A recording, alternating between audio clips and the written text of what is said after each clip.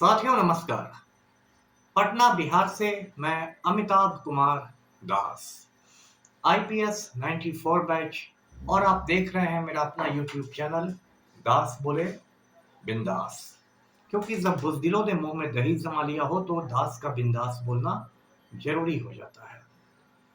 साथियों, खबर यह है कि राजधानी पटना में एक निजी नर्सिंग होम की संचालिका की अपराधियों ने हत्या कर दी है और नालायक मुख्यमंत्री पलटू राम माफिया डॉन अनंत सिंह के जूते साफ कर रहा है।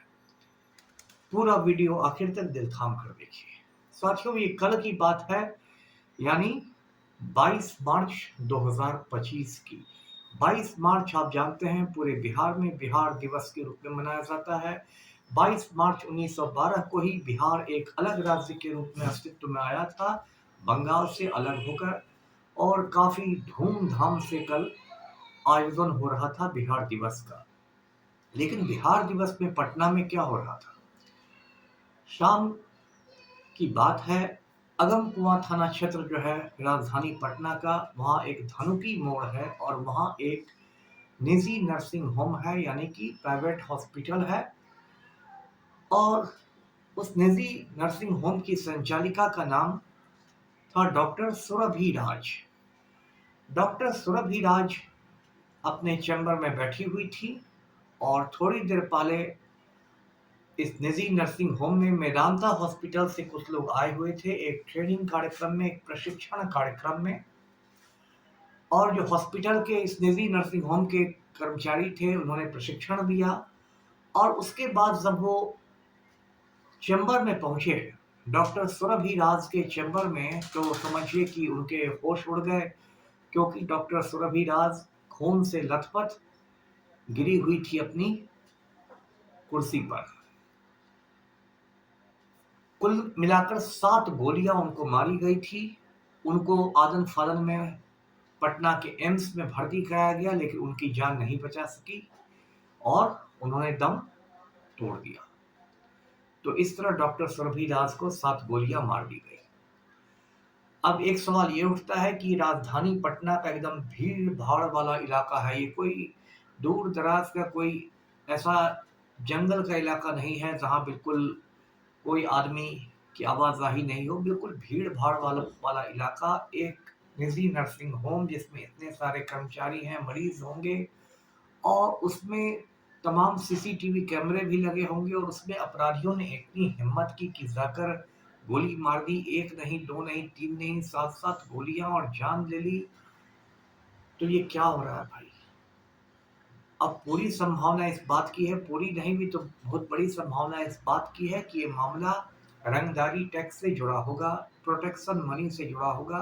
बिहार में जो अराजक माहौल है उसमें छोटा से छोटा यदि आप बिजनेस करते हैं, कोई भी काम करते हैं, कोचिंग इंस्टीट्यूट चलाते हैं, कोई भी बिजनेस करते हैं, एक रेस्टोरेंट चलाते हैं, नर्सिंग होम चलाते हैं, तो आसपास के जो अपराधी होते हैं या फिर बड़े बड़े जो होते हैं अपराधी, वो आपसे प्रोटेक्शन मनी मांगते हैं, जिसको बिहार की भाषा में कहें तो रंगदारी टैक्स मांगते हैं। वो आपकी हैसियत के मुताबिक हो सकता है, महीने में 5 लाख, 10 लाख, 20 लाख, जितना बड़ा आपका बिजनेस है उसके अनुपात में। और यदि आप नहीं देते हैं तो फिर आपके बिजनेस संस्थान पर बम फेंका जा सकता है, आपको गोलियां मारी जा सकती है, आपका अपहरण हो सकता है, बहुत कुछ हो सकता है। तो ये मामला मुझे भी लगता है कि उसी रंगदारी टैक्स से जुड़ा होगा। तो डॉक्टर सुरभि दास की हत्या से पूरी सनसनी फैल गई है। जो आईएमए है, इंडियन मेडिकल एसोसिएशन, उसने इस पर बहुत चिंता जाहिर की है। और पुलिस की जो एक खानापुरी वाली प्रक्रिया होती है कि फॉरेंसिक साइंस लेबोरेटरी की टीम आ गई है, डॉग स्क्वाड बुला लिए गए हैं, इधर गोलियों के निशान को गोले से घेरा जा रहा है, उधर सीसीटीवी को खंगाला जा रहा है, ये हो रहा है, वो हो रहा है। लेकिन इसका नतीजा जो रहेगा वो देखिएगा, सिफर रहेगा, नील बटा सन्नाटा रहेगा, क्योंकि यहाँ कुछ नहीं होने वाला है। 1-2 रोज तक गर्मा गर्मी रहेगी, फिर ये मामला ठंडे बस्ते में चला जाएगा, कोई अलग घटना हो जाएगी। ये क्यों हो रहा है और बिहार में क्या हो रहा है, इस पर मैं लगातार वीडियो बनाता रहा हूँ, फिर भी कुछ बातों को दोहराना जरूरी है। अभी देखिए बिहार में क्या हुआ। 2 दिनों के अंदर 2 पुलिस अधिकारियों का खून हुआ है। 12 मार्च को अररिया जिले में फुलकाहा थाना के एएसआई की हत्या हुई। नाम था राजीव रंजन मल्ल। वो अनमोल यादव नाम के एक अपराधी को पकड़ने गए थे। अपराधी को भी छुड़ा लिया गया और उनकी हत्या भी कर दी गई।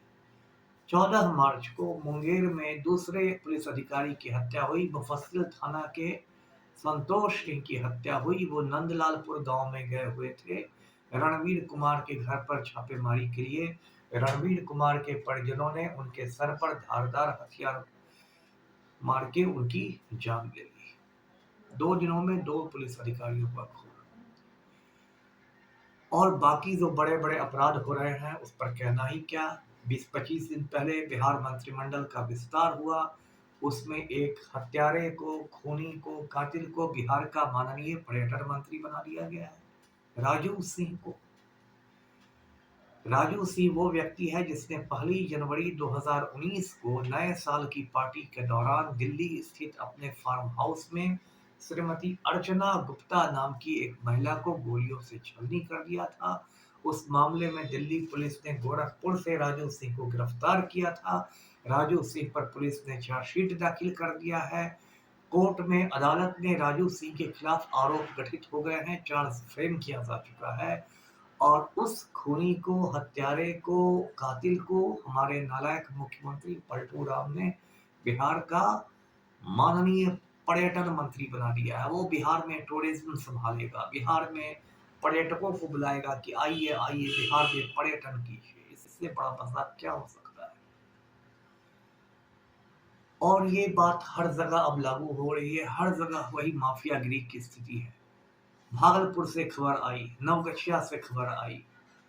जो केंद्रीय मंत्री हैं नित्यानंद राय के 2 भांजों ने एक दूसरे पर गोली चला दी। विश्वजीत यादव ने, जयजीत यादव ने। विश्वजीत यादव खलास हो गया, जयजीत यादव आईसीयू में। कहां से हथियार आए, कौन हथियार आए, कोई भी इसका कोई सत्यापन हुआ? होली के दिन एक वीडियो वायरल हुआ था। गोपालगंज में कुचायकोट का विधायक है अमरेंद्र पांडे उर्फ पप्पू पांडे। वो हाथ में बंदूक लेके चमका रहा था, बंदूक को पिचकारी की तरह इस्तेमाल कर रहा था। कोई क्या जांच हुई? क्या उसका लाइसेंस निलंबित किया गया, या इस बात की जांच हुई कि वो हथियार लाइसेंसी था या गैर लाइसेंसी था? कुछ हुआ? एक वीडियो वायरल हुआ 10 मार्च का वीडियो नवगछिया हाई स्कूल में होली मिलन समारोह में जदयू के विधायक हैं गोपाल मंडल। वो अश्लील गाना गा रहे थे, फूहड़ गाने गा रहे थे। उस पर नवगछिया थाना में एफआईआर हुआ। उसमें एक्शन क्या हुआ कुछ पता चला आपको? कुछ पता नहीं चला। लगातार ऐसी घटनाएं हो रही है। आरा में तनिष्क शोरूम में करोड़ों रुपए लूट लिए गए। और बिहार में ये स्थिति है कि एक मुख्यमंत्री जो हमारे हैं पलटू राम, माफिया डॉन अनंत सिंह के चपरासी बन गए हैं। अनंत सिंह की आवाजाही है सीएम हाउस में। मूंछ पर ताव देके ये सीएम हाउस जाता है और पलटू राम के साथ बंद कमरे में इसकी गुफ्तगू होती है। आज की तारीख में अनंत सिंह बेऊर जेल में बंद है, लेकिन बेऊर जेल में उसको सारी सुविधाएं हैं। उसको मोबाइल की सुविधा है, वो मोबाइल से अपने गिरोह का संचालन करता है। मैंने बार बार मांग की है कि उसको, अनंत सिंह को तिहाड़ जेल दिल्ली भेजा जाए, लेकिन तिहाड़ जेल नहीं भेजा जाएगा क्योंकि वहां बहुत कड़ाई होती है। उसको बेऊर जेल रखा जाएगा और वहां उसको सारी सुविधाएं दी जाएगी। मोकामा गैंगवार आपको याद है ना, 22 जनवरी को नौरंगा जलालपुर गांव में पचमला थाने में 100 राउंड गोलियां चली। उस केस का जो मोनू सिंह है, सोनू सिंह का भाई, वो आज तक फरार है। पेपर लीक के मामले आपको याद है ना, सिपाही भर्ती की परीक्षा में पेपर लीक हुआ था, बीपीएससी की परीक्षा में पेपर लीक हुआ था, शिक्षक भर्ती की परीक्षा में TRE-3 में पेपर लीक हुआ था। बिहार में जो पेपर लीक माफिया का सरगना है संजीव मुखिया, पलटू राम के ही गांव का है, गांव का नहीं है, जिला का है, नालंदा का। वो आज तक फरार चल रहा है। ये स्थिति है बिहार में। लगातार अब ये स्थिति हो गई है कि 1 दर्जन IPS अधिकारी अपना इस्तीफा लेके पॉकेट में घूम रहे हैं। चुनाव आने के पहले, नवंबर आने के पहले 1 दर्जन IPS बिहार में इस्तीफा देने जा रहे हैं। पिछले कुछ महीनों में 2 IPS अधिकारियों ने इस्तीफा दे दिया है। शिवदीप लांडे ने 2006 बैच और काम्या मिश्रा ने 2019 बैच। ये स्थिति है। और पलटू राम का तो लगता है दिमाग ने भी काम करना बंद कर दिया है। जिस तरह राष्ट्रगान के समय वो बंदरों की तरह उछल कूद कर रहे थे, उससे नहीं मुझे लगता है कि अब उनका कुछ दिमाग ट्रैक पर है, सही काम कर रहा है। पलटू राम को 2-4 अधिकारियों ने, नेताओं ने बंधक बना लिया है। वो उनसे क्या दस्तखत करवाते हैं, क्या आदेश करवाते हैं, कोई नहीं जानता है।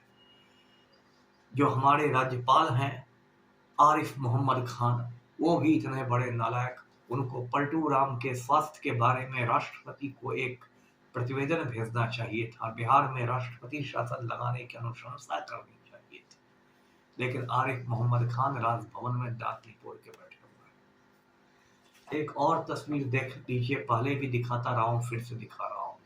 भाजपा का वरिष्ठ नेता है सुनील पांडे। इसका बेटा तराड़ी से भाजपा का विधायक है विशाल प्रशांत।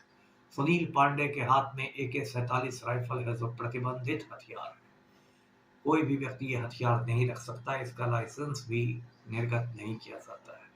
कायदे से सुनील पांडे के ठिकानों पर रेड होना चाहिए, लेकिन बिहार के IAS और IPS मर्दाना कमजोरी के शिकार है। किसी की औकात नहीं है सुनील पांडे के ठिकानों पर रेड करने की। जो पुलिस मुख्यालय है सरदार पटेल भवन, लौह पुरुष सरदार पटेल के नाम पर रखा गया है भवन का नाम, लेकिन मुझे लगता नहीं कि सरदार पटेल भवन में बैठने वाले अधिकारियों में लौह पुरुष का एक भी गुण आ सका है। बार बार इस तस्वीर को दिखाने के बावजूद सुनील पांडे के ठिकानों पर छापे मारने की हिम्मत लोग नहीं जुटा पा रहे। साथियों, तो इस तरह कल डॉक्टर सुरभिराज की हत्या हुई है। मैं इस वीडियो के माध्यम से डॉक्टर सुरभिराज के लिए इंसाफ की मांग करता हूं, न्याय की मांग करता हूं। हालांकि बिहार में जो हालात है उसमें न्याय मिलना बहुत मुश्किल है, लेकिन फिर भी मैं चाहूंगा कि सारे हत्यारों को जल्दी से जल्दी पकड़ा जाए और कठोर दंड दिया जाए। वीडियो को लाइक करें, शेयर करें, चैनल को सब्सक्राइब कीजिए। धन्यवाद। जय